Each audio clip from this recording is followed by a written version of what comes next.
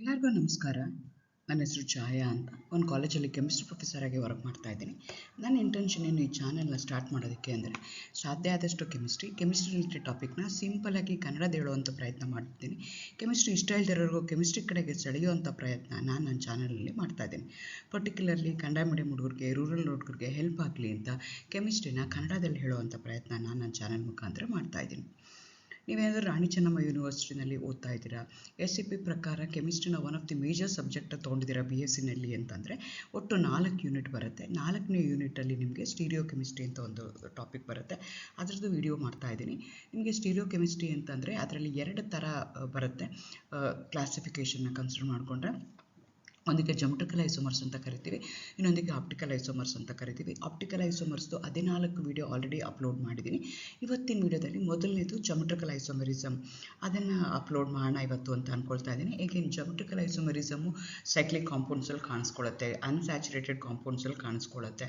ಆದರೆ ನಿಮ್ಮ ಸಿಲೆಬಸ್ ಪ್ರಕಾರ ಜಮೆಟ್ರಿಕಲ್ ಐಸೋಮರಿಸಮ್ ಇನ್ ಆಲ್ಕೀನ್ಸ್ ಅದನ್ನು ಓದೋಕ್ಕೆ ಹೇಳಿದ್ದಾರೆ. ಹಾಗಾಗಿ ಜಮೆಟ್ರಿಕಲ್ ಐಸೋಮರಿಸಮ್ ಅಂದರೆ ಏನು, ಅದಕ್ಕೆ ಸಿಸ್ ಟ್ರಾನ್ಸ್ ಐಸೋಮರಿಸಮ್ ಅಂತ ಯಾಕೆ ಕರೀತಾರೆ, ಸಿಸ್ ಟ್ರಾನ್ಸ್ ಐಸೋಮರಿಸಮ್ ಅಂದರೆ ಏನು, ಯಾಕೆ ಎಕ್ಸಿಬಿಟ್ ಆಗ್ತವೆ ಅವು, ಅದನ್ನೆಲ್ಲ ಈ ವಿಡಿಯೋದಲ್ಲಿ ಇನ್ ಡೀಟೇಲ್ ಆಗಿ ಹೇಳೋಣ ಅಂತ ಅಂದ್ಕೊಳ್ತಾ ಇದ್ದೀನಿ. Again welcome to Kenchaya. ನನ್ನ ಚಾನಲ್ನ ಸಬ್ಸ್ಕ್ರೈಬ್ ಮಾಡಿ, ಶೇರ್ ಮಾಡಿ, ಸಪೋರ್ಟ್ ಮಾಡಿ. So geometrical isomerism in alkenes ನಾನು ಹಿಂದಿನ ವಿಡಿಯೋದಲ್ಲಿ ಆಲ್ರೆಡಿ ಎಕ್ಸ್ಪ್ಲೈನ್ ಮಾಡಿದ್ದೀನಿ. ಜಮೆಟ್ರಿಕಲ್ ಐಸೋಮರ್ಸ್ ಅಂದರೆ ಏನು ಅಂತ. ಅದೇನು ಅಂದರೆ it's a type of stereo isomers. Stereo isomers ಅಂದ್ರೇನು? Those are the isomers in which they are going to have same molecular formula, they are going to have same structural formula, but they are going to have the different arrangement of atom in space. ಅಂಥದಕ್ಕೆ ನಾವು ಏನಂತ ಕರಿತೀವಿ? ಜಮೆಟ್ರಿಕಲ್ isomers ಅಂತ ಹೇಳ್ತೀವಿ. ಆ ಜಮೆಟ್ರಿಕಲ್ ಐಸೋಮರ್ಸು ಬೇರೆ ಬೇರೆ ಮಾಲಿಕ್ಯೂಲ್ಸಲ್ಲಿ ಆಗ್ತಾ ಹೋಗುತ್ತೆ. ಬಟ್ ನಾನು ಇವತ್ತು ಜಮೆಟ್ರಿಕಲ್ ಐಸೋಮರಿಸಮ್ ಇನ್ ಆಲ್ಕೀನ್ಸ್ ಅದ್ರ ಬಗ್ಗೆ ಮಾತ್ರ ಹೇಳ್ತಾ ಇದ್ದೀನಿ. ಹಂಗಂದ್ರೆ ಎಲ್ಲ ಆಲ್ಕೀನ್ಸು can all the alkenes can going to exhibit the geometrical isomerism? No, not all. Only some alkenes they are going to exhibit the geometrical isomerism. ಇವಕ್ಕೆ ನಾವು ಕಾನ್ಫಿಗರೇಷನಲ್ ಐಸೋಮರ್ಸ್ ಅಂತಲೂ ಕರಿತೇವೆ. ಯಾಕೆ ಅಂದರೆ ಅದಕ್ಕೆ ಫಿಕ್ಸ್ಡ್ ಕಾನ್ಫಿಗರೇಷನ್ ಇದೆ. ಹಾಗಾಗಿ ಇದಕ್ಕೆ ಕಾನ್ಫಿಗರೇಷನಲ್ ಐಸೋಮರ್ಸ್ ಅಂತಲೂ ಕರೀತಾರೆ ಜಮೆಟ್ರಿಕಲ್ ಐಸೋಮರ್ಸ್ನ. ಯಾಕೆ? why these geometrical? I told you these are the stereo isomers. Those are the isomers in which they are going to have same molecular formula, but they are going to have same structural formula, but they are going to have the different arrangement of atom ಅಂತ consider ಮಾಡಿಕೊಂಡ್ರೆ, ನೀವೀಗ carbon ಬಾಂಡ್ನ ತೊಗೊಂಡು rotate ಮಾಡ್ತಾ ಇದ್ದೀರಾ ಅಂತ ಇಟ್ಕೊಳ್ಳೋಣ. Single bond covalent bond ಏನಾಗುತ್ತೆ? ಈಸಿಯಾಗಿ ರೊಟೇಟ್ ಆಗುತ್ತೆ. ಕಾರ್ಬನ್ ಬಾಂಡ್ ಏನಾಗಿರುತ್ತೆ? ಫ್ರೀ ಆಗಿರುತ್ತೆ. ಒಂದನ್ನು ನಾನು ಸ್ಟೇಬಲ್ ಆಗಿ ಇಟ್ಕೊಂಡಿದ್ದೀನಿ, ಇನ್ನೊಂದು ಕಾರ್ಬನ್ನ ನಾನು ತಿರುಗಿಸ್ಬೋದು ಅಂದರೆ ಈಸಿಯಾಗಿ ನಾನು ಏನು ಮಾಡ್ತಾ ಹೋಗ್ತೀನಿ? ತಿರುಗಿಸ್ತಾ ಹೋಗ್ತೀನಿ. If it's A single covalent bond ನಾನು ಈಸಿಯಾಗಿ ಅದನ್ನು ತಿರುಗಿಸ್ಬೋದು. ಚಿತ್ರದಲ್ಲಿ ನೋಡಿ, 2 ಕಾರ್ಬನ್ ಆಟಮ್ ಇದೆ, ಅದಕ್ಕೆ 2 ವೈಟ್ ಕಲರ್ದು, ಒಂದು ಗ್ರೀನ್ ಕಲರ್ ಅಟ್ಯಾಚ್ ಆಗಿದೆ. ಒಂದು ಕಾರ್ಬನ್ ಆಟಮ್ ನಾನು ಈಸಿಯಾಗಿ ಮೂವ್ ಮಾಡ್ತೀನಿ, ಯಾಕೆಂದರೆ ಅದು ಸಿಂಗಲ್ ಬಾಂಡ್ ಇದೆ. ಆದರೆ ಇಲ್ಲಿ ಏನು ಮಾಡ್ತಾ ಇದ್ದೀನಿ ನಾನು? ಈಗ ಕಾರ್ಬನ್ ಡಬಲ್ ಬಾಂಡ್ನ ತೊಗೊಂಡಿದ್ದೀನಿ. ಆ ಕಾರ್ಬನ್ ಡಬಲ್ ಬಾಂಡ್ ಏನಿದೆಯಲ್ಲ ಅದು ನಾನು ಈಸಿಯಾಗಿ ರೊಟೇಟ್ ಮಾಡೋಕ್ಕೆ ಆಗಲ್ಲ. ರೊಟೇಟ್ ಮಾಡೋಕ್ಕೆ ಯಾಕೆ ಆಗಲ್ಲ ಅಂದರೆ, because I am going to have a double bond. I am going to have a restricted rotation. Double bond ಅಂದರೆ ಒಂದು ಸಿಗ್ಮಾ ಬಾಂಡ್ ಇರುತ್ತೆ, ಒಂದು ಪೈ ಬಾಂಡ್ ಇರುತ್ತೆ. ಹಾಗಾಗಿ ನಾನು ಈಸಿಯಾಗಿ ನೋಡಿ, ಚಿತ್ರದಲ್ಲಿ ಅನಿಮೇಷನಲ್ಲಿ ತೋರಿಸ್ತಾ ಇದ್ದಂಗೆ ಅವು ನಾನು ರೊಟೇಟ್ ಮಾಡೋಕ್ಕಾಗಲ್ಲ. ಆದರೆ ಹಿಂದಿನ ಕೇಸಲ್ಲಿ ಏನು ಮಾಡ್ತಿದ್ದೆ? ಈಸಿಯಾಗಿ ರೊಟೇಟ್ ಮಾಡ್ತಿದ್ದೆ. ಸಿಂಗಲ್ ಬಾಂಡ್ ಇತ್ತು. ಇಲ್ಲಿ ಡಬಲ್ ಬಾಂಡ್ ಇರೋದಕ್ಕೋಸ್ಕರ ರೊಟೇಟ್ ಮಾಡೋಕ್ಕೆ ಆಗಲ್ಲ. ನಾನು ಫೋರ್ಸಿಬಲಿ ರೊಟೇಟ್ ಮಾಡ್ತೀನಿ ಅಂತಂದರೆ have to cleave the bond and have to ಬಾಂಡ್ನ ಕ್ಲೀವ್ ಮಾಡಿ ಮತ್ತೆ ನಾನು ಅದನ್ನು ರೀಅರೇಂಜ್ ಮಾಡಬೇಕು. ಈ ಥರ ಸ್ಪೇಷಲ್ ಅರೇಂಜ್ಮೆಂಟಲ್ಲಿ ಡಿಫ್ರೆಂಟ್ ಆಗಿರುತ್ತಲ್ಲ ಅಂಥ ಐಸೋಮರ್ಸ್ಗೆ ನಾನು ಏನಂತ ಕರಿತೀನಿ? ಜಮೆಟ್ರಿಕಲ್ ಐಸೋಮರ್ಸ್ ಅಂತ ಕರಿತೀನಿ. Carbon double bond have a restricted rotation so that the groups on either end of the bond are frozen in one position. ಅದಕ್ಕೆ ಇದನ್ನು ಕಾನ್ಫಿಗರೇಷನಲ್ ಐಸೋಮರ್ಸ್ ಅಂತಲೇ ಕರೀತಾರೆ. It is not easy to flip between the two. ಈಸಿಯಾಗಿ flip ಮಾಡ್ತೀನಿ ನಾನು ಅಂದರೆ, convert ಮಾಡ್ತೀನಿ ಅಂದರೆ ಆಗೋದಿಲ್ಲ. ನೋಡ್ಕೊಳ್ಳಿ, 2 ಗ್ರೀನ್ ಕಲರ್ ಯೂಸ್ ಮಾಡಿದ್ದೀನಿ, 2 ವೈಟ್ ಕಲರ್ ಯೂಸ್ ಮಾಡಿದ್ದೀನಿ. ಕಾರ್ಬನ್ ಬ್ಲ್ಯಾಕ್ ಕಲರ್ ಇರುವಂಥದ್ದು ಕಾರ್ಬನ್ ಆಗಿದೆ. ಇಲ್ಲಿ 2 ಚಿತ್ರದಲ್ಲಿ ತೋರಿಸ್ತಾ ಇರೋಂಗೆ ಏನಾಗ್ತಾ ಇದೆ? ಡಿಫ್ರೆಂಟ್ ಅರೇಂಜ್ಮೆಂಟ್ ಆಗ್ತಾ ಇದೆ. ಈಗೇನಾಗಿದೆ? ಇಲ್ಲಿ ಒಂದು ಟೈಪ್ ಆಫ್ ಸ್ಪೇಷಲ್ ಅರೇಂಜ್ಮೆಂಟ್ ಇದೆ, ಇನ್ನೊಂದರಲ್ಲಿ ಇನ್ನೊಂದು ಟೈಪ್ ಆಫ್ ಸ್ಪೇಷಲ್ ಅರೇಂಜ್ಮೆಂಟ್ ಇದೆ. ಅವೆರಡೂ ನಾನು ಇಂಟರ್ ಕನ್ವರ್ಷನ್ ಮಾಡ್ತೀನಿ ಅಂದರೆ ಇಂಟರ್ ಕನ್ವರ್ಷನ್ ಆಗಲ್ಲ at room temperature without breaking the bond. ಹಾಗಾಗಿ ನಾವೇನು ಹೇಳ್ತಾ ಇದ್ದೀವಿ? ರಿಸ್ಟ್ರಿಕ್ಟೆಡ್ ರೊಟೇಷನ್ ಅಂತ ಹೇಳ್ತಾ ಇದ್ದೀವಿ. ಆ ಎರಡು ಕಾರ್ಬನ್ ಕಾರ್ಬನ್ ಡಬಲ್ ಬಾಂಡ್ ಮಧ್ಯೆ ರಿಸ್ಟ್ರಿಕ್ಟೆಡ್ ರೊಟೇಷನ್ ಆಗ್ತಾ ಇದೆ. ಯಾಕೆ ಅಂದರೆ ಒಂದು ಸಿಗ್ಮಾ ಬಾಂಡ್ ಇದೆ, ಒಂದು ಪೈ ಬಾಂಡ್ ಇದೆ. ರೂಮ್ ಟೆಂಪರೇಚರಲ್ಲಿ ನಾನು ಅದನ್ನು ಈಸಿಯಾಗಿ ಫ್ಲಿಪ್ ಮಾಡೋಕ್ಕಾಗಲ್ಲ, ಈಸಿಯಾಗಿ ಕನ್ವರ್ಟ್ ಮಾಡೋಕ್ಕಾಗಲ್ಲ. ಅಂಥ ಐಸೋಮರ್ಸ್ಗೆ ನಾನು ಏನಂತ ಕರಿತೀನಿ, ಜಿಯೋಮೆಟ್ರಿಕಲ್ ಐಸೋಮರ್ಸ್ ಅಂತ ಕರಿತೀನಿ. ನನಗೇನಾಗ್ತಾ ಇದೆ, 2 different types of spatial arrangement ಬರ್ತಾ ಇದೆ. ಮೊದಲನೇ ಕೇಸಲ್ಲಿ ನೋಡಿ, ಎರಡು ವೈಟ್ ಕಲರ್ ಬಾಲ್ ಏನಿದೆಯಲ್ಲ ಇಲ್ಲಿ ಇರುವಂಥದ್ದು, ಆ ಎರಡು ವೈಟ್ ಕಲರ್ ಬಾಂಡು ಒಂದೇ ಸೈಡ್ಗಿದೆ. ಇನ್ನೊಂದು ಕೇಸಲ್ಲಿ ಇನ್ನೊಂದಿದೆ. ಇದು ಬೇರೆ ಕಾಂಪೌಂಡು, ಇದು ಬೇರೆ ಕಾಂಪೌಂಡ್ ಥರ ಬಿಹೇವ್ ಮಾಡುತ್ತೆ. They going to same molecular formula, no doubt same structural formula, but spatial arrangement vary ಆಗ್ತಾ ಇರೋದಕ್ಕೋಸ್ಕರ ಪ್ರಾಪರ್ಟಿ ವೇರಿ ಆಗುತ್ತೆ. ಅಂಥದಕ್ಕೆ ನಾವು ಏನಂತ ಕರಿತೀವಿ, ಜಿಯೋಮೆಟ್ರಿಕಲ್ ಐಸೋಮರ್ಸ್ ಅಂತ ಕರಿತೀವಿ. ನಾವು ಇನ್ನೂ ಈಸಿಯಾಗಿ ಅರ್ಥ ಮಾಡ್ಕೋಬೋದು ಅಂತಂದರೆ, ಎರಡು ಐಸ್ ಕ್ರೀಮ್ ಕಡ್ಡಿಗಳನ್ನ ತೊಗೊಳ್ಳೋಣ, ಅದಕ್ಕೊಂದು ಮೊಳೆ ಹಾಕೋಣ, ಹೇಗಾಗುತ್ತೆ ಅಂತ ನೋಡೋಣ. ಸಿಂಗಲ್ ಬಾಂಡ್ ಇದ್ರೆ ಏನಾಗುತ್ತೆ, ನಾನು ಈಸಿಯಾಗಿ ಐಸ್ ಕ್ರೀಮ್ ಕಡ್ಡಿಗಳನ್ನ ಈಸಿಯಾಗಿ ತಿರುಗಿಸ್ಬಿಡ್ಬೋದು. ಅದೇ ನಾನು ಏನು ಮಾಡ್ತಾ ಇದ್ದೀನಿ, ಎರಡು ಐಸ್ ಕ್ರೀಮ್ ಕಡ್ಡಿ ತೊಗೊಂಡು ಎರಡು ಮೊಳೆ ಹಾಕಿದ್ದೀನಿ ಅಂತ ಇಟ್ಕೊಳ್ಳಿ, ಅದನ್ನು ನಾನು ರೊಟೇಟ್ ಮಾಡೋಕ್ಕೆ ಹೋಗ್ತೀನಿ ಅಂದರೆ ಕಷ್ಟ ಆಗುತ್ತೆ. ಅಂಥದಕ್ಕೆ ನಾನು ಏನಂತ ಕರಿತೀನಿ, ರಿಸ್ಟ್ರಿಕ್ಟೆಡ್ ರೊಟೇಷನ್ ಅಂತ ಹೇಳ್ತೀನಿ. ವಿತೌಟ್ ಬ್ರೇಕಿಂಗ್ ದಿ ಬಾಂಡ್ ನಾನು ಅದನ್ನು ಒಂದು ರೀತಿಯಿಂದ ಇನ್ನೊಂದು ರೀತಿಯಾಗಿ ಕನ್ವರ್ಟ್ ಮಾಡೋಕ್ಕಾಗೋದಿಲ್ಲ. ಆ ರೀತಿ ಇರುತ್ತಲ್ಲ, ಅಂಥ ಐಸೋಮರ್ಸ್ಗೆ ನಾನು ಐಸೋಮರ್ಸ್ ಅಂತ ಕರಿತೀನಿ. ಜಿಯೋಮೆಟ್ರಿಕಲ್ ಐಸೋಮರ್ಸ್ಗೆ ಏನಾಗ್ತಾ ಇದೆ, ನಾನು ಹೇಳ್ದಂಗೆ ಒಂದು ಫಾರ್ಮಿಂದ ಇನ್ನೊಂದು ಫಾರ್ಮ್ಗೆ at room temperature without breaking the bond ನಾನು ಕನ್ವರ್ಟ್ ಮಾಡೋಕ್ಕಾಗೋದೇ ಇಲ್ಲ. ಅಕಸ್ಮಾತ್ ಫೋರ್ಸಿಬಲಿ ನಾನು ಕನ್ವರ್ಟ್ ಮಾಡ್ತೀನಿ ಅಂದರೆ have to spend 62 kilo calories per mole. ಅಷ್ಟು ಎನರ್ಜಿ ನಾನು ಏನು ಮಾಡಬೇಕಾಗತ್ತೆ, ಕ್ಲೀವ್ ಮಾಡಬೇಕಾಗತ್ತೆ. ಯಾಕೆಂದರೆ ಅಲ್ಲಿ ಪೈ ಬಾಂಡ್ ಇರುತ್ತೆ, ಆ ಪೈ ಬಾಂಡ್ ನಾನು ಕ್ಲೀವ್ ಮಾಡಬೇಕು. ನಿಮ್ಗೆ ಆಲ್ರೆಡಿ ಗೊತ್ತು, ಸಿಗ್ಮಾ ಬಾಂಡ್ ಅಂತಂದರೆ orientation overlapping will be on the same direction, maximum overlapping ಆಗ್ತಾ ಇರುತ್ತೆ. ಆದರೆ ನೀವು ಪೈ ಬಾಂಡ್ ಅಂತ ತೊಗೊಂಡ್ರೆ ಓನ್ಲಿ ಅಟ್ ದಿ ಟರ್ಮಿನಲ್ ಎಂಡಲ್ಲಿ ಏನಾಗ್ತಾ ಇರುತ್ತೆ, ಅವು ಫ್ಲಿಪ್ ಆಗ್ತಾ ಇರ್ತವೆ. ಅದು ಶೇಪೇ ಚೇಂಜ್ ಆಗುತ್ತೆ. ಹಂಗಾಗಿ ನೀವು ಸಿಗ್ಮಾ ಬಾಂಡು ಜೊತೆಗೆ ಪೈ ಬಾಂಡ್ನು ಕ್ಲೀವ್ ಮಾಡಬೇಕು.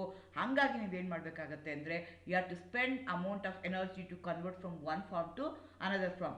At room temperature these two form going to exist. ಹಾಗಾಗಿ ನನಗೆ ಎರಡು ಬೇರೆ ಬೇರೆ ಐಸೋಮರ್ಸ್ ಅಂತ ಕರಿತೀನಿ. ಇಂಥ ಐಸೋಮರ್ಸ್ಗೆ ನಾನು ಏನಂತ ಕರಿತೀನಿ, ಜಿಯೋಮೆಟ್ರಿಕಲ್ ಐಸೋಮರ್ಸ್ ಅಂತ ಕರಿತೀನಿ. ಜಿಯೋಮೆಟ್ರಿಕಲ್ ಐಸೋಮರ್ಸ್, ಈಗ ನಾನು ಮುಂಚೆನೇ ಹೇಳ್ದಂಗೆ ಎರಡೂ ಗ್ರೂಪ್ ಏನಿದೆಯಲ್ಲ ಅದು ಒಂದೇ ಸೈಡಲ್ಲಿದ್ದರೆ ಅವಾಗ ಅದನ್ನು ಸಿಸ್ ಅಂತ ಕರಿತೀನಿ.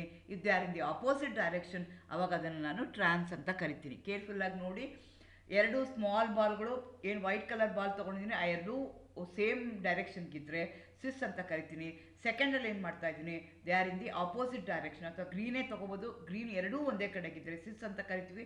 ಗ್ರೀನ್ ಒಂದು ಮೇಲ್ಗಡೆ ಒಂದು ಕೆಳಗಡೆಗಿದ್ದರೆ ಅವಾಗ ಅದನ್ನು ನಾವು ಟ್ರಾನ್ಸ್ ಅಂತ ಕರಿತೀವಿ. ಹಾಗಾಗಿ ಐಸೋಮರ್ಸ್ನ ನಾವು ಸಿಸ್ ಐಸೋಮರ್ಸ್ ಅಂತಲೂ ಕರಿತೀವಿ. ಇದು ಯಾಕೆ ಆಗ್ತಾ ಇದೆ, because of the restricted rotation. Because at room temperature I cannot flip, I cannot convert at room temperature. ಅಂಥದಕ್ಕೆ ನಾನು ಏನಂತ ಕರಿತೀನಿ, ಜಿಯೋಮೆಟ್ರಿಕಲ್ ಐಸೋಮರ್ಸ್ ಅಂತ ಕರಿತೀನಿ, ಅಥವಾ ಸಿಸ್ ಟ್ರಾನ್ಸ್ ಐಸೋಮರ್ಸ್ ಅಂತ ಕರಿತೀನಿ. ಒಂದಕ್ಕೆ ಸಿಸ್ ಫಾರ್ಮ್ ಅಂತ ಹೇಳ್ತೀವಿ, ಇನ್ನೊಂದಕ್ಕೆ ಟ್ರಾನ್ಸ್ಫಾರ್ಮ್ಸ್ ಅಂತ ಹೇಳ್ತೀವಿ. ಅಲ್ಲಿ ನಾನು ನಿಮಗೆ ಗ್ರೀನ್ ಕಲರು ವೈಟ್ ಕಲರ್ ಕೊಟ್ಟಿದ್ದೀನಲ್ಲ, ಅದ್ರ ಬದಲು ಇಲ್ಲಿ ಗ್ರೂಪ್ನ ಹಾಕ್ತಾ ಇದ್ದೀನಿ.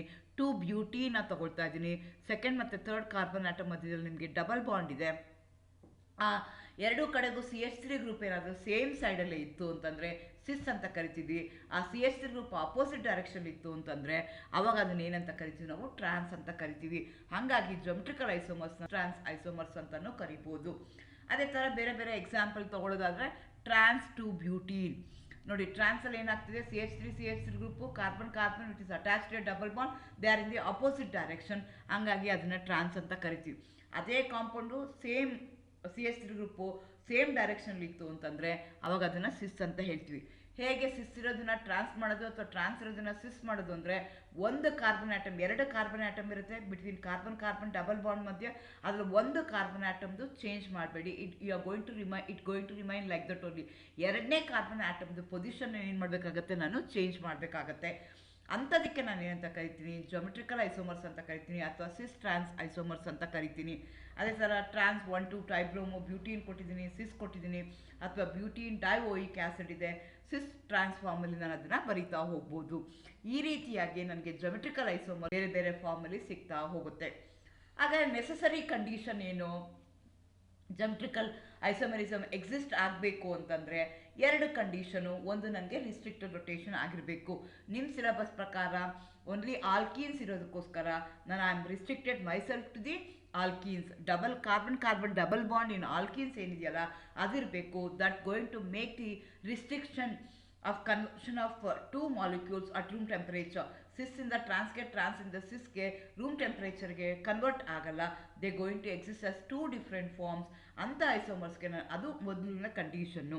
ಎರಡನೇ ಕಂಡೀಷನ್ ಏನು ಅಂದರೆ ಆ ಕಾರ್ಬನ್ ಡಬಲ್ ಬಾಂಡ್ಗೆ ಏನು ಗ್ರೂಪ್ಸ್ ಅಟ್ಯಾಚ್ ಆಗಿರುತ್ತಲ್ಲ ಆ ಗ್ರೂಪ್ಸು ಡಿಫ್ರೆಂಟ್ ಆಗಿರಬೇಕು. Two groups attach to each carbon atom joined by a double bond should be different. Then only they are going to show geometrical isomers.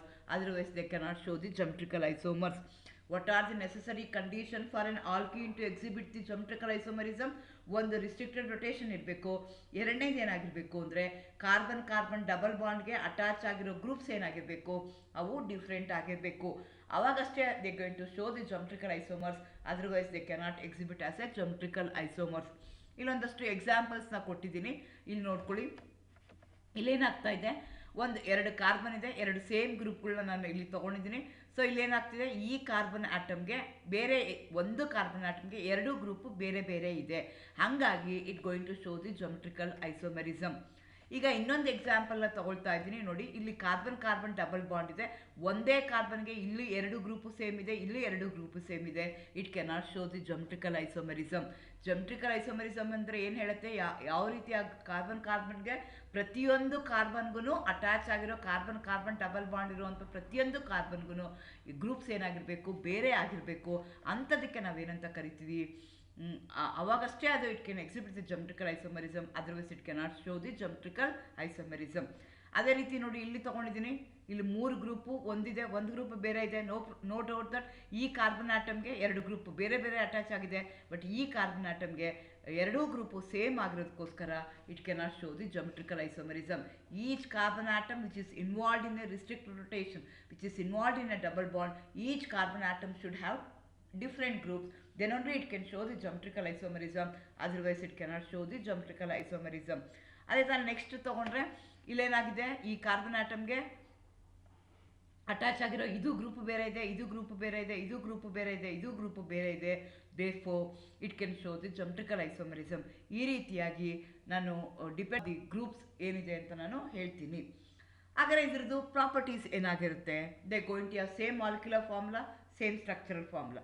Since they're going to have the different spatial arrangement of atom and they're going to have different physical properties, they're going to react, chemical property bandre they're going to react with the same reagent but at different rate. And the cis same ರಿಯಾಕ್ಷನ್ನೇ ತಗೊಳುತ್ತೆ, trans same reaction ಆಗುತ್ತೆ, ಆದರೆ ಒಂದು ಫಾಸ್ಟಾಗಿ ಆಗುತ್ತೆ, ಇನ್ನೊಂದು ಸ್ಲೋಗಿ ಆಗುತ್ತೆ. They going to react with the same reagent, they're going to get the same product, but the rate of the reaction, but the speed of the reaction, the velocity of the reaction ಏನಾಗುತ್ತೆ, very ಆಗುತ್ತೆ. And since they're going to have different physical property, they can be easily separated by fractional distillation, gas chromatography. ಬೇರೆ ಬೇರೆ ಮೆಥಡಲ್ಲಿ ಅದನ್ನ ಏನು ಮಾಡ್ಬೋದು, ನಾನು separate ಮಾಡ್ಬೋದು. ಇನ್ನೊಂದು ಇಂಪಾರ್ಟೆಂಟ್ ನೀವು ತಿಳ್ಕೊಬೇಕಾಗಿರೋದು condition, terminal alkenes they do not show the geometrical isomerism. Why terminal alkenes ಅಂದರೆ ಆ ಕಾರ್ಬನ್ ಆಟಮ್ಗೆ ಎರಡೂ ಗ್ರೂಪ್ ಏನಾಗಿರುತ್ತೆ, ಸೇಮ್ ಇರುತ್ತೆ. ಹಂಗಾಗಿ they cannot show the geometrical isomerism. Okay, ನಾನು ಹೇಳಿದೆ they are going to have different physical properties ಇರುತ್ತೆ. Using that physical property I can separate them ಅಂತಂದೆ. ಹಾಗಾದ್ರೆ ಆ ಫಿಸಿಕಲ್ ಪ್ರಾಪರ್ಟೀಸ್ ಯಾವ್ಯಾವುದು ಒಂದೊಂದಾಗಿ ನೋಡ್ಕೊಳ್ತಾ ಹೋಗೋಣ. ನಮ್ಮ ಮೊದಲನೇದು ನೋಡೋಣ, ಡೈಪೋಲ್ ಮೂಮೆಂಟ್ ಅಂತ ಹೇಳ್ತೀವಿ. ಏನದು ಡೈಪೋಲ್ ಮೂಮೆಂಟ್ ಅಂತ ಅಂದರೆ, ಈಗ ಯಾವುದೋ ಒಂದು ಗ್ರೂಪ್ ಇದೆ, ಯಾವುದೋ ಒಂದು ಮಾಲಿಕ್ಯೂಲ್ ಇದೆ, ಆ ಮಾಲಿಕ್ಯೂಲಲ್ಲಿ depending upon the groups attached they going to orient in different direction. ಎರಡೂ ಒಂದೇ ಡೈರೆಕ್ಷನ್ ಆಗ್ತಾ ಇದ್ರೆ ಅವಾಗ ಏನಾಗುತ್ತೆ, ಈಕ್ವಲೆಂಟ್ ಅಂತ ಹೇಳ್ತೀವಿ. If they are in the opposite direction ಅವಾಗ ಏನಾಗುತ್ತೆ, ಇಟ್ ಗೋಯಿಂಗ್ ಟು ಬಿ ನಲ್ಲಿಫೈಡ್. ನಾನು ಎರಡೂ ಕೇಸಲ್ಲಿ ಏನು ಮಾಡ್ತಾ ಇದ್ದೀನಿ, ಕ್ಲೋರೋ ಗ್ರೂಪ್ನ ತೊಗೊಳ್ತಾ ಇದ್ದೀನಿ. Chloro group is an electron withdrawing group. ಹಾಗಾಗಿ it going to show the dipole moment. Dipole ಅಂತಂದರೆ ನಿಮ್ಮ ಮಾಲಿಕ್ಯೂಲಲ್ಲಿ ಎರಡು ಪೋಲ್ ಇದ್ದರೆ ಆವಾಗ ಅದಕ್ಕೆ ಏನಂತ ಕರಿತೀವಿ, ಡೈಪೋಲ್ ಮೂಮೆಂಟ್ ಅಂತ ಹೇಳ್ತೀವಿ. ಅದನ್ನು ಹೇಗೆ ಕ್ಯಾಲ್ಕುಲೇಟ್ ಮಾಡ್ತೀವಿ, ಮ್ಯೂ, ಅದಕ್ಕೆ ಯೂನಿಟ್ ಟು ಮ್ಯೂ ಅಂತ ಹೇಳ್ತೀವಿ. Mu is equal to e into d t ಅಂತ ಹೇಳ್ತೀವಿ. ಇ ಅಂದರೆ electric charge separation between those two poles. Then what's the distance, the force of attraction between those two ions, ಅದನ್ನು consider ಮಾಡ್ತೀವಿ. ಅವೆರಡೂ multiply ಮಾಡಿದಾಗ ಏನು ವ್ಯಾಲ್ಯೂ ಬರುತ್ತಲ್ಲ ಆ ವ್ಯಾಲ್ಯೂಗೆ ನಾವೇನಂತ ಕರಿತೀವಿ, ಡೈಪೋಲ್ ಮೂಮೆಂಟ್ ಅಂತ ಕರಿತೀವಿ. ಅದಕ್ಕೆ ಡಿ ಬೈ ಅನ್ನೋ ಯೂನಿಟ್ನ ಯೂಸ್ ಮಾಡ್ತೀವಿ. ಸೊ ಎರಡು ಸಿಸ್ ಕೇಸಲ್ಲಿ ನಾನು ಏನು ಮಾಡ್ತಾ ಇದ್ದೀನಿ, ಇಲ್ಲಿ ಸಿಸ್ 1,2 ಡೈಕ್ಲೋರೋ ಈಥಿನ್ ತೊಗೊಳ್ತಾ ಇದ್ದೀನಿ. ಇಲ್ಲೂ ಸಿಸ್ 1 2 ಡೈಬ್ರೋಮೋ ಈಥೀನ್ ತೊಗೊಳ್ತಾ ಇದ್ದೀನಿ. ಎರಡೂ ಕೇಸಲ್ಲಿ ಏನಾಗ್ತಾ ಇದೆ 1.9 ಬರ್ತಾ ಇದೆ, ಇನ್ನೊಂದರಲ್ಲಿ 1.35 ಬರ್ತಾ ಇದೆ. ಆದರೆ ಟ್ರಾನ್ಸ್ ತೊಗೊಂಡ್ರೆ ಡೈಪೋಲ್ ಮೂಮೆಂಟು 0 ಇರುತ್ತೆ. ಯಾಕೆ ಅಂದರೆ ಎಲೆಕ್ಟ್ರಾನ್ ವಿಡ್ರಾಯಿಂಗ್ ಗ್ರೂಪಲ್ಲಿ ಕ್ಲೋರೋ ಗ್ರೂಪ್ನೇ ನೀವು ಸಿಸ್ ಫಾರ್ಮ್ ತೊಗೊಂಡಿದ್ದೀನಿ, ಅದೇನೇ ನಾನು ಟ್ರಾನ್ಸ್ಫಾರ್ಮ್ ತೊಗೊಂಡ್ರೆ ಅದರದ್ದು ವ್ಯಾಲ್ಯೂ ಎಷ್ಟಾಗುತ್ತೆ 0 ಆಗುತ್ತೆ. ಯಾಕೆಂದರೆ 1 will be orient in one direction, whereas the other chloro group or bromo group it going to orient in other direction. ಹಾಗಾಗಿ ಏನಾಗ್ತಾ ಹೋಗುತ್ತೆ ನಿಮಗೆ ಅಲ್ಲಿ ಚೇಂಜ್ ಹೋಗುತ್ತೆ. ಎರಡನೇ ಪಾಯಿಂಟ್ನ ತೊಗೊಂಡ್ರೆ ಮೆಲ್ಟಿಂಗ್ ಪಾಯಿಂಟ್ ಅಂತ ಹೇಳ್ತೀವಿ. ಮೆಲ್ಟಿಂಗ್ ಪಾಯಿಂಟ್ ಅಂದ್ರೇನು? It's a temperature at which your compound starts melting when it get converted into solid ಇದ್ದಿದ್ದು ಲಿಕ್ವಿಡ್ ಆಗುತ್ತೆ. Electrostatic force of attraction decrease ಆಗುತ್ತೆ. ಅಂಥದಕ್ಕೆ ನಾವು ಏನಂತ ಕರಿತೀವಿ? ಮೆಲ್ಟಿಂಗ್ ಪಾಯಿಂಟ್ ಅಂತ ಕರಿತೀವಿ. ಮೆಲ್ಟಿಂಗ್ ಪಾಯಿಂಟ್ ಯಾವುದ್ರ ಮೇಲೆ ಡಿಪೆಂಡ್ ಆಗಿರುತ್ತೆ ಅಂದರೆ how strongly they going to hold, ಅದ್ರ ಮೇಲೆ ಡಿಪೆಂಡ್ ಆಗಿರುತ್ತೆ. Trans isomer is more symmetrical. ಕೊಟ್ಟಿರುವಂಥ ಜಾಗದಲ್ಲಿ ಕೊಟ್ಟಿರುವಂಥ ವಾಲ್ಯೂಮ್ ಆಫ್ ಸ್ಪೇಸಲ್ಲಿ ಜಾಸ್ತಿ ಟ್ರಾನ್ಸ್ ಐಸೋಮರ್ನ ನಾನು ಪ್ಯಾಕ್ ಮಾಡ್ಬೋದು compare to that of the cis isomer. ಈಗ ಏನು ಮಾಡಿದ್ದೀನಿ, ಒಂದು ಡಬ್ಬ ಕೊಟ್ಟಿದ್ದೀನಿ, ಇಮ್ಯಾಜಿನ್ ಮಾಡ್ಕೊಳ್ಳಿ, ಒಂದು ಡಬ್ಬ ಕೊಟ್ಟಿದ್ದೀನಿ. ಆ ಡಬ್ಬದಲ್ಲಿ ನೀವೇನು ಮಾಡ್ತಾ ಇದ್ದೀರಾ? ಸಿಸ್ ಫಾರ್ಮ್ ಹಾಕ್ತಾ ಇದ್ದೀರಾ, ಟ್ರಾನ್ಸ್ಫಾರ್ಮು ಹಾಕ್ತಾ ಇದ್ದೀರಾ ಅಂತ ಇಮ್ಯಾಜಿನ್ ಮಾಡ್ಕೊಳ್ಳಿ. ಆ ಟ್ರಾನ್ಸ್ಫಾರ್ಮ್ ಏನಿದೆಯಲ್ಲ, ಆ ಕೊಟ್ಟಿರುವಂಥ ಸೇಮ್ ಸೈಜ್ ಇರುವಂಥ ಡಬ್ಬದಲ್ಲಿ I can put more number of trans isomer compare to that of the cis isomer. Trans isomer ಜಾಸ್ತಿ ಹಾಕ್ಬೋದು ಕೊಟ್ಟಿರುವಂಥ ಡಬ್ಬದಲ್ಲಿ, ಇನ್ನೊಂದು ಡಬ್ಬದಲ್ಲಿ ಕಡಿಮೆ ಹಾಕ್ತೀನಿ. ನಂಬರ್ ಆಫ್ ದಿ ಐಸೋಮರ್ ಜಾಸ್ತಿ ಆದಂಗೆ ಆ ಬಾಂಡ್ನ ಕ್ಲೀವ್ ಮಾಡೋಕ್ಕೆ ನಾನು ಏನು ಮಾಡಬೇಕಾಗತ್ತೆ? ಮೋರ್ ಅಮೌಂಟ್ ಆಫ್ ಎನರ್ಜಿನ ಸ್ಪೆಂಡ್ ಮಾಡಬೇಕಾಗತ್ತೆ. ಹಾಗಾಗಿ trans isomer will going to have higher melting point compare to that of the cis isomer. Example ಅಂದರೆ ನಾನು ಮ್ಯಾಲಿಕ್ ಆ್ಯಸಿಡ್, ಫಿಮರಿಕ್ ಆ್ಯಸಿಡ್ ಕೊಟ್ಟಿದ್ದೀನಿ. ಮ್ಯಾಲಿಕ್ ಆ್ಯಸಿಡಲ್ಲಿ ಸಿಸ್ ಫಾರ್ಮಲ್ಲಿದೆ, ಅದರದ್ದು ಮೆಲ್ಟಿಂಗ್ ಪಾಯಿಂಟ್ ಎಷ್ಟಾಗುತ್ತೆ? 130 ಡಿಗ್ರಿ ಆಗುತ್ತೆ. ಅದೇ ನಾನು ಫಿಮರಿಕ್ ಆ್ಯಸಿಡ್ ಟ್ರಾನ್ಸ್ಫಾರ್ಮ್ ಇದೆ, ಟ್ರಾನ್ಸ್ಫಾರ್ಮ್ಗೆ ಏನಾಗ್ತಾ ಇದೆ? 300 ಡಿಗ್ರಿ ಆಗ್ತಾ ಇದೆ. ಯಾಕೆ ಅಂದರೆ ಕೊಟ್ಟಿರುವಂಥ ವಾಲ್ಯೂಮ್ ಆಫ್ ಸ್ಪೇಸಲ್ಲಿ ನನಗೆ ಏನಾಗ್ತಾ ಇದೆ ಅಂದರೆ I can accommodate more number of trans isomer. More number of trans isomer ಆಯಿತು ಅಂದರೆ ಕ್ಲೋಸ್ಲಿ ಪ್ಯಾಕ್ಡ್ ಆಗ್ತಾ ಇದೆ ಅಂದರೆ I have to spend more amount of energy to convert that into a liquid form. ಹಾಗಾಗಿ ಮೆಲ್ಟಿಂಗ್ ಪಾಯಿಂಟ್ ಆಗುತ್ತೆ. ಅದೇ ರೀತಿ third ಪಾಯಿಂಟ್ನ ತೊಗೊಂಡ್ರೆ ಬಾಯ್ಲಿಂಗ್ ಪಾಯಿಂಟ್ ಅಂತ ಹೇಳ್ತೀವಿ. ಬಾಯ್ಲಿಂಗ್ ಪಾಯಿಂಟ್ ಯಾವುದ್ರ ಮೇಲೆ ಡಿಪೆಂಡ್ ಆಗಿರುತ್ತೆ ಅಂದರೆ it going to depend on dipole interaction. ಏನು ಬಾಯ್ಲಿಂಗ್ ಪಾಯಿಂಟ್ ಅಂದರೆ it's a temperature at which your liquid get converted into a vapour form. ಅದಕ್ಕೆ ನಾವೇನಂತ ಕರಿತೀವಿ? ಬಾಯ್ಲಿಂಗ್ ಪಾಯಿಂಟ್ ಅಂತ ಕರಿತೀವಿ. Boiling point of the cis form is higher than that of the trans form. ಯಾಕೆ ಅಂದರೆ boiling point ಯಾವ್ದ್ರ ಮೇಲೆ ಡಿಪೆಂಡ್ ಆಗುತ್ತೆ? ಡೈಪೋಲ್ ಇಂಟ್ರಾಕ್ಷನ್ ಮೇಲೆ ಡಿಪೆಂಡ್ ಆಗುತ್ತೆ. ಡೈಪೋಲು ಸಿಸ್ಗೆ ಜಾಸ್ತಿ ಇರುತ್ತಾ, ಟ್ರಾನ್ಸಿಗೆ ಜಾಸ್ತಿ ಇರುತ್ತಾ? ಆಲ್ರೆಡಿ ನಮ್ಗೆ ಗೊತ್ತಾಗಿದೆ trans isomer will going to have a less dipole moment than that of the cis isomer. So ಯಾವುದಕ್ಕೆ ಡೈಪೋಲ್ ಇಂಟ್ರಾಕ್ಷನ್ ಜಾಸ್ತಿ ಇರುತ್ತೆ, ಡೈಪೋಲ್ ಮೂಮೆಂಟ್ ಯಾವುದಕ್ಕೆ ಜಾಸ್ತಿ ಇರುತ್ತೆ? ಸಿಸ್ಗೆ ಜಾಸ್ತಿ ಇರುತ್ತೆ. ಸಿಸ್ ಜಾಸ್ತಿ ಇರೋದಕ್ಕೋಸ್ಕರ ಬಾಯ್ಲಿಂಗ್ ಪಾಯಿಂಟು ಸಿಸ್ ಐಸೋಮರ್ಗೆ ಕಡಿಮೆ ಆಗುತ್ತೆ, ಟ್ರಾನ್ಸ್ ಐಸೋಮರ್ಗೆ ಜಾಸ್ತಿ ಆಗುತ್ತೆ. ಹೇಗೆ ನಾನು ಇಲ್ಲಿ ಏನು ಮಾಡ್ತಾ ಇದ್ದೀನಿ? ಮ್ಯಾಲಿಕ್ ಆ್ಯಸಿಡ್ಗೆ 160 ಡಿಗ್ರಿ ಇದೆ, ಫಿಮರಿಕ್ ಆ್ಯಸಿಡ್ಗೆ 290 ಡಿಗ್ರಿ ಇದೆ. ಇದು ಬಾಯ್ಲಿಂಗ್ ಪಾಯಿಂಟ್. ಅಲ್ಲಿ ಹೇಳಿದ್ದು ನಾನು ಮೆಲ್ಟಿಂಗ್ ಪಾಯಿಂಟ್. ಬಾಯ್ಲಿಂಗ್ ಪಾಯಿಂಟ್ ಯಾವ್ದ್ರ ಮೇಲೆ ಡಿಪೆಂಡ್ ಆಗುತ್ತೆ? ಡೈಪೋಲ್ ಇಂಟ್ರಾಕ್ಷನ್ ಮೇಲೆ ಡಿಪೆಂಡ್ ಆಗುತ್ತೆ. Trans isomer have less dipole moment than that of the cis isomer. ಹಾಗಾಗಿ ಸಿಸ್ ಐಸೋಮರ್ಗೆ ಏನಾಗಿರುತ್ತೆ? ಬಾಯ್ಲಿಂಗ್ ಪಾಯಿಂಟು ಜಾಸ್ತಿ ಇರುತ್ತೆ, ಇನ್ನೊಂದಕ್ಕೆ ಕಡಿಮೆ ಇರುತ್ತೆ. ಆ ರೀತಿಯಾಗಿ ನೀವು ಅಲ್ಲಿ ನೋಡ್ಕೋಬೇಕಾಗುತ್ತೆ. ನೆಕ್ಸ್ಟ್ ತಗೊಂಡ್ರೆ ಸಾಲ್ಯುಬಿಲಿಟಿ ತಗೊಳ್ಳೋಣ. ಸಾಲ್ಯುಬಿಲಿಟಿ ಇನ್ ವಾಟರ್ ಅಥವಾ ನಾವು ಈಥರ್ನ ಕನ್ಸಿಡರ್ ಮಾಡಿಕೊಂಡ್ರೆ solubility of the cis isomer is usually more than that of the trans due to the hydrogen bonding. ಹೇಗೆ ನಾನು ಮ್ಯಾಲಿಕ್ ಆ್ಯಸಿಡ್, ಫಿಮರಿಕ್ ಆ್ಯಸಿಡ್ ಎಕ್ಸಾಂಪಲ್ಲೇ ತಗೊಳ್ತಾ ಇದ್ದೀನಿ. ಎರಡೂ ಒಂದೇನಾಗ್ತಾ ಇದೆ? ಒಂದು ಸಾಲ್ಯುಬಲ್ ಆಗ್ತಾ ಇದೆ, ಇನ್ನೊಂದು ಇನ್ಸಾಲ್ಯುಬಲ್ ಆಗ್ತಾ ಇದೆ. ಯಾಕೆ ಸಾಲ್ಯುಬಲ್ ಆಗ್ತಾ ಇದೆ ಅಂತಂದರೆ that is due to the hydrogen bonding. ಆ ಹೈಡ್ರೋಜನ್ ಏನಾಗ್ತಾ ಇದೆ? ಎರಡೂ ಸೇಮ್ ಡೈರೆಕ್ಷನ್ಗಿದೆ. ಹಂಗಾಗಿ it can easily form a bond with a water or with a ether. Whereas ಇಲ್ಲಿ ಏನಾಗ್ತಾ ಇದೆ? They are in the opposite direction, ಹಾಗಾಗಿ ಅವು ಆಗೋದಿಲ್ಲ. ಅದೇ ಥರ ನೆಕ್ಸ್ಟ್ ಪ್ರಾಪರ್ಟಿ ತೊಗೊಂಡ್ರೆ ಡೆನ್ಸಿಟಿ ಅಂತ ತೊಗೊಂಡ್ರೆ density is nothing but mass per volume. ನಿಮಗೆ ಗೊತ್ತಿದೆ ಅಗೇನ್ ಪ್ಯಾಕಿಂಗ್ ಹೇಗಾಗ್ತಾಯಿದೆ, ನಾನು ಕೊಟ್ಟಿರುವಂಥ ಡಬ್ಬದಲ್ಲಿ ಎಷ್ಟು ನಾನು ಟ್ರಾನ್ಸ್ ಐಸೋಮರ್ನ ಹಾಕ್ತೀನಿ, ಎಷ್ಟು ಸಿಸ್ ಐಸೋಮರ್ನ ಹಾಕ್ತೀನಿ, ಅದ್ರ ಮೇಲೆ ಡಿಪೆಂಡ್ ಆಗುತ್ತೆ. ಹಾಗೆ ಕನ್ಸಿಡರ್ ಮಾಡಿಕೊಂಡ್ರೆ ನಿಮಗೆ cis isomer will going to have less density compared to that of the trans isomer. ಆ ವ್ಯಾಲ್ಯೂಸ್ ಏನು ನೆನ್ಪಿಟ್ಕೊಳ್ಳೋದು ಬೇಡ, ನಿಮ್ಗೆ ಗೊತ್ತಾಗಬೇಕಾಗತ್ತೆ. ಡೆನ್ಸಿಟಿ ಯಾವ್ದ್ರ ಮೇಲೆ ಡಿಪೆಂಡ್ ಆಗುತ್ತೆ? Density is nothing but mass per volume. Volume ಯಾವ್ದ್ರ ಮೇಲೆ ಡಿಪೆಂಡ್ ಆಗುತ್ತೆ? ಇನ್ ಅ ಗಿವನ್ ವಾಲ್ಯೂಮಲ್ಲಿ how many number of those isomer I am going to fit in. ಕೊಟ್ಟಿರೋಂಥ ವಾಲ್ಯೂಮಲ್ಲಿ because this trans form is symmetrical, I can fit in more number of trans isomer in a given volume. ಹಾಗಾಗಿ ಏನಾಗುತ್ತೆ ಅಂತಂದರೆ density ಏನಾಗುತ್ತೆ, inversely proportion ಆಗುತ್ತೆ. ಟ್ರಾನ್ಸ್ಗೆ ಏನಾಗುತ್ತೆ, inversely proportional ಆಗುತ್ತೆ. Volume ಜಾಸ್ತಿ ಆದಂಗೆ ಡೆನ್ಸಿಟಿ ಏನಾಗ್ತಾ ಹೋಗುತ್ತೆ, ಡಿಕ್ರೀಸ್ ಆಗ್ತಾ ಹೋಗುತ್ತೆ. ಟ್ರಾನ್ಸ್ಗೆ in a given volume I am going to accommodate more number of trans isomer ಆಗ್ತಾ ಇದೆ. ಹಾಗಾಗಿ density of the trans form is higher than that of the cis form due to symmetrical nature and more close pack. ಅದೇ ಥರ ಇನ್ನೊಂದು P K A value, since I have taken an acid, ಒಂದು maleic acid ತೊಗೊಂಡಿದ್ದೀನಿ, ಇನ್ನೊಂದು ಫಿಮರಿಕ್ acid ತೊಗೊಂಡಿದ್ದೀನಿ. ಇಲ್ಲೇನಾಗ್ತಾ ಇದೆ ಅಂದರೆ P K A ವ್ಯಾಲ್ಯೂಸ್ನು ಯಾವುದ್ರ ಮೇಲೆ ಡಿಪೆಂಡ್ ಆಗುತ್ತೆ ಅಂತ ನಿಮ್ಗೆ ನೋಡ್ಕೋಬೋದು. ಒಂದರಲ್ಲಿ 1.9 ಇದೆ, ಇನ್ನೊಂದರಲ್ಲಿ 3.03 ಇದೆ. So maleic acid is a cis ಫಾರ್ಮ್ಗೆ ಪಿ ಕೆ ಎ ವ್ಯಾಲ್ಯೂ ಎಷ್ಟಿದೆ, ಕಡಿಮೆ ಇದೆ. ಟ್ರಾನ್ಸ್ಫಾರ್ಮ್ಗೆ ನಿಮಗೆ ಜಾಸ್ತಿ ಇದೆ.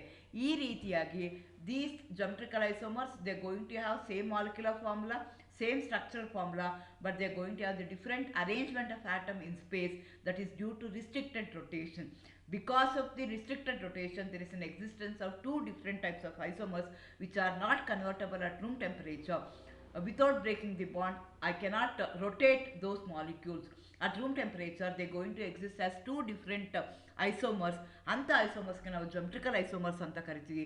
These geometrical isomers, they are going to have different physical properties, therefore they can be easily separated. ಇದಕ್ಕೆ ನಾವೇನಂತ ಕರಿತೀವಿ, geometrical isomers ಅಂತ ಹೇಳ್ತೀವಿ. Thank you, all the best.